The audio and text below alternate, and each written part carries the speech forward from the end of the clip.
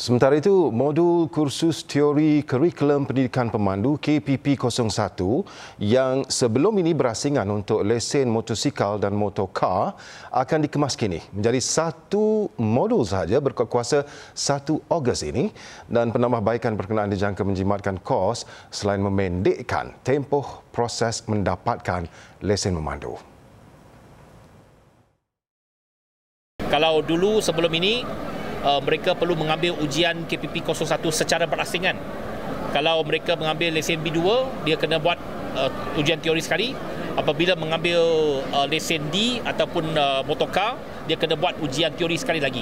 Jadi sekarang tak perlu lagi. Mana-mana satu pun yang mereka ambil dulu boleh buat kedua-duanya. Umpamanya kalau dia dah buat, biasanya orang ambil B2 dulu, motosikal dulu, sebab motosikal 16 tahun. Dia perlu ambil KPP 01, 02 dan 03.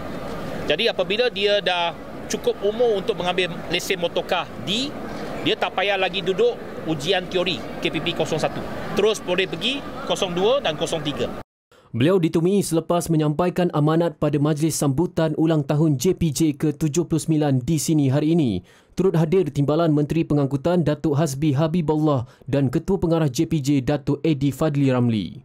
Dalam majlis sama, Anthony turut mengumumkan nombor pendaftaran istimewa Siri A nombor A sempena sambutan berkenaan.